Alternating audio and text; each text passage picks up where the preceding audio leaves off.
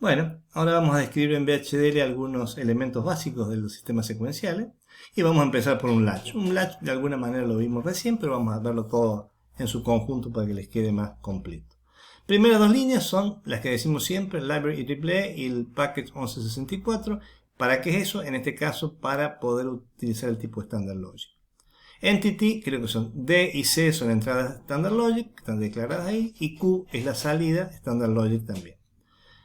Definimos la entidad con un nombre cualquiera y después comienza arquitectura, nombre de fantasía, RTL si queremos, de nombre de la entidad. Is begin. Y acá vamos a hacerlo con un proceso.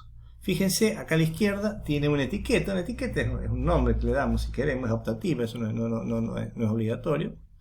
Cuando tenemos un solo proceso, como en este caso, no tiene mayor sentido poner una etiqueta, poner un nombre a ese proceso. Pero cuando tenemos varios procesos, porque se pueden poner varios procesos dentro de una descripción de un diseño, entonces por ahí es conveniente ponerle una etiqueta, porque eso nos sirve para en los próximos pasos del diseño y de la simulación, a veces nos ayuda con esa información. Bien, entonces, ¿qué pasa acá? Begin. Y aquí preguntamos, if C es igual a 1, recuerde que el latch lo que hace es, si esto está habilitado, que en este caso se habilita por 1, D pasa permanentemente al valor de Q. Y si C está inhabilitado, por más que cambie algo acá, este mantiene el último valor. Entonces, lo vamos a hacer con un proceso. En la lista sensitiva, ¿quiénes van a estar? Van a estar los valores de C y D. ¿Por qué? Y porque cualquier cambio puede afectar a la salida. Entonces, begin, if C es igual a 1, o sea, si está habilitado, lo que tiene que pasar es que D tiene que estar permanentemente, ser asignado al valor de Q. Si eso no ocurre, en if, como no hay un else, si eso no ocurre, Q habrá que almacenarlo en algún modo y tenerlo permanente, mostrar el último valor que se obtuvo cuando C estaba habilitado. Entonces termina el proceso, fíjense que el proceso comienza con un begin acá y este termina acá. El nombre del proceso y end process, begin y termina acá. Entonces lo que está acá adentro es lo que está, las señales secuenciales de un proceso. Y en RTL, porque acá termina la arquitectura.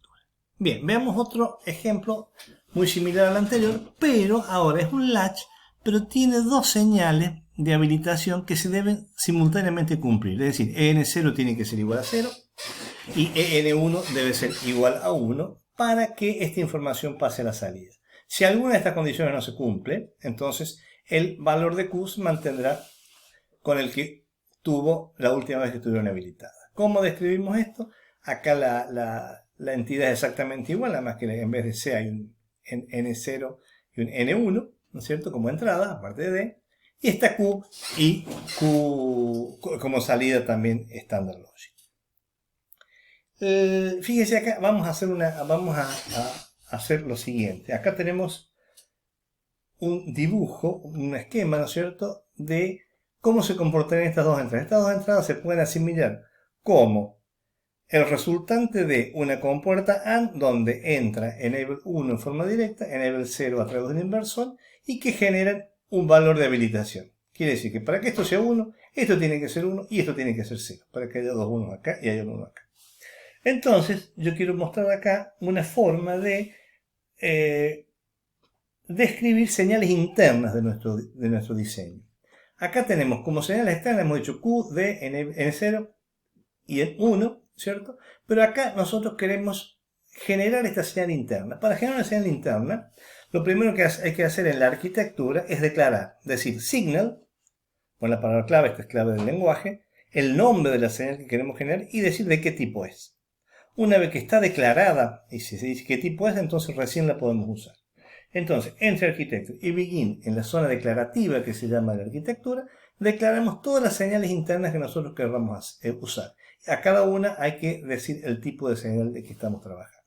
Después viene begin, el comienzo de la arquitectura, y vamos a dividir nuestro diseño en dos partes. Por una parte vamos a generar esta señal E, y después vamos a hacer el latch igual que lo teníamos antes.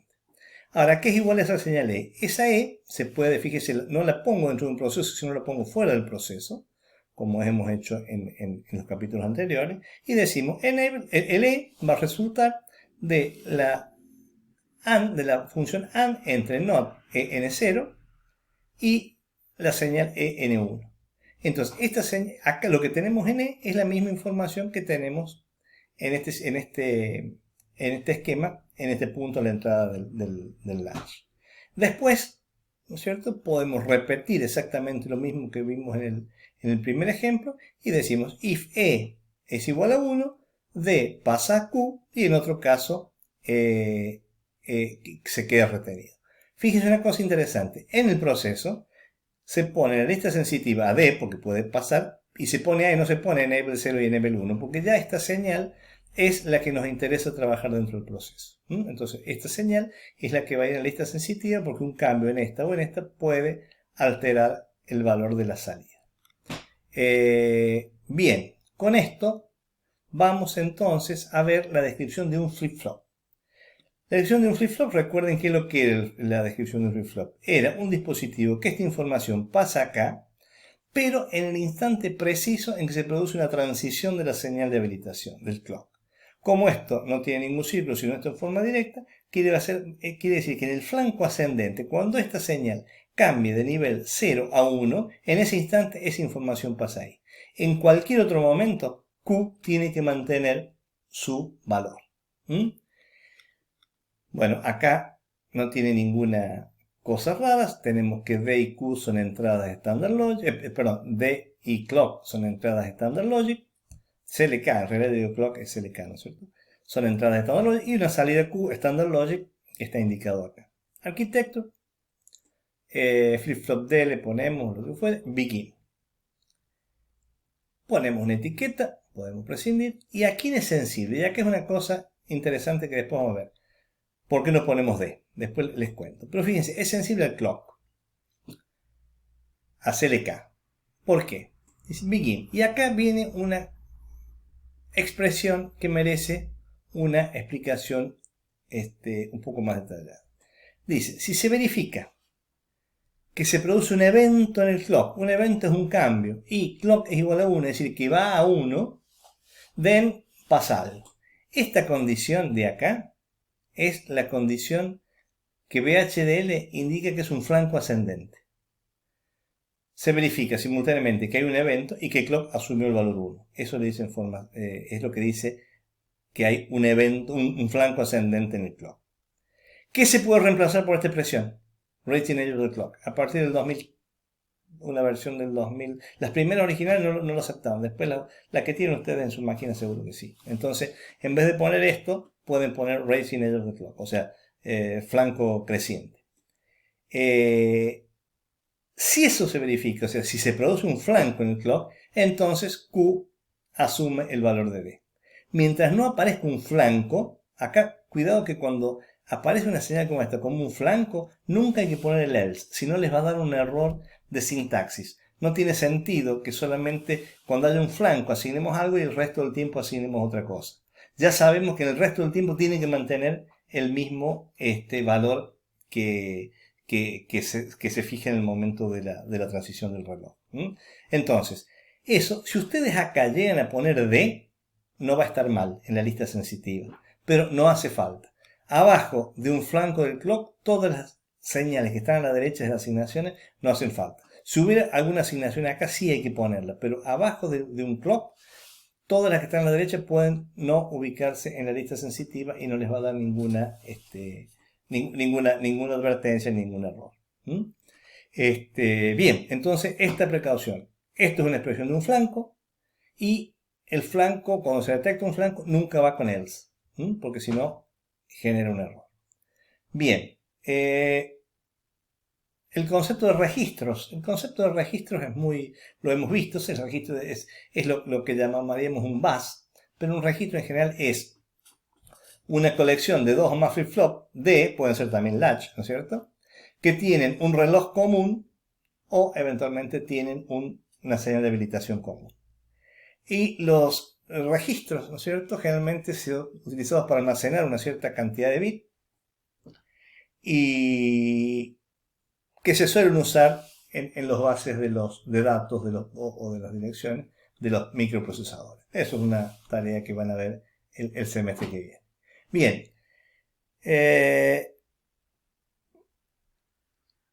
la idea de estos registros es que tenemos señales del mismo tipo que con las mismas señales de control, que tienen las mismas características y se relacionan con las mismas señales de control. Entonces, ¿cómo sería, por ejemplo, un registro, un flip-flop de 8 bits?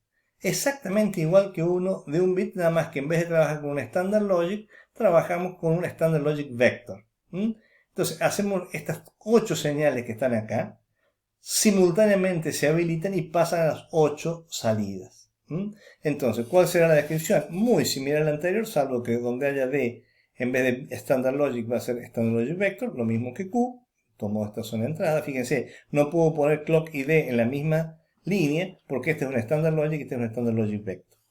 La arquitectura es exactamente igual, y acá tenemos lo mismo, y acá incluso tenemos la misma expresión, Q igual a D. ¿Por qué? Porque Q y D son, por supuesto, tienen que ser de la misma longitud, ¿no es cierto? Y del mismo tipo.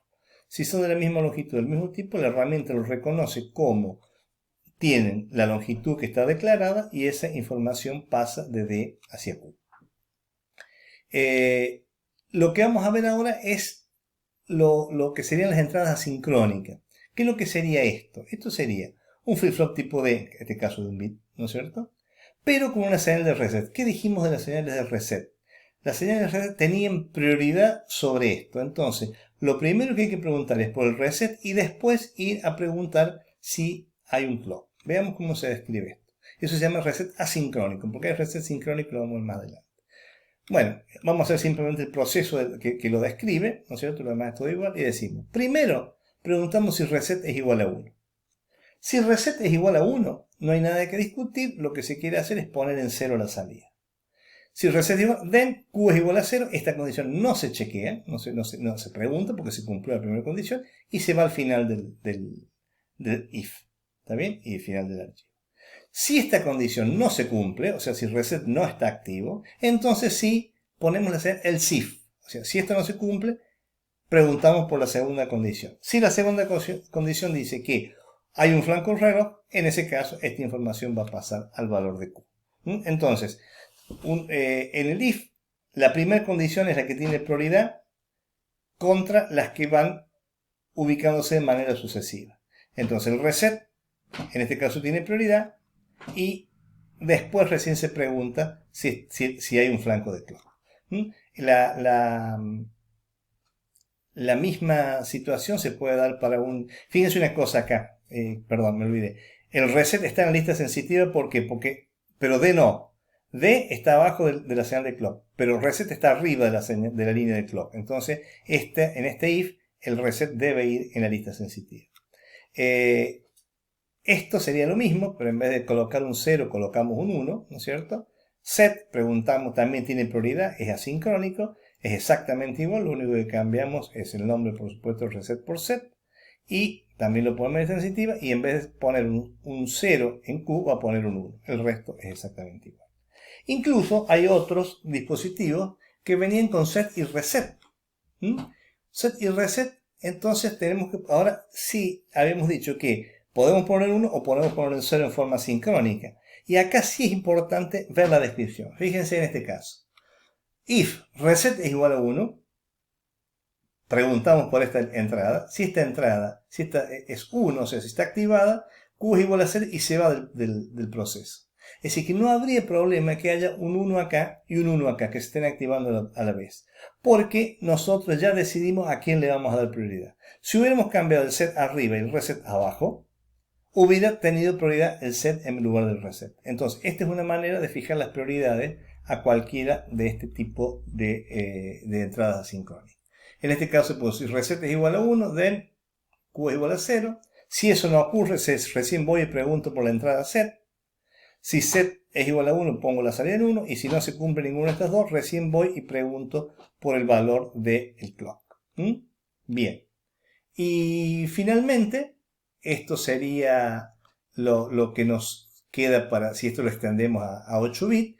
Y lo único interesante acá de novedoso, esto es exactamente igual, lo único novedoso es la palabra others. La palabra others en VHDL les dice, voy a llenar de 0, lo que ponga acá, el valor que puede ser other puede ser 1.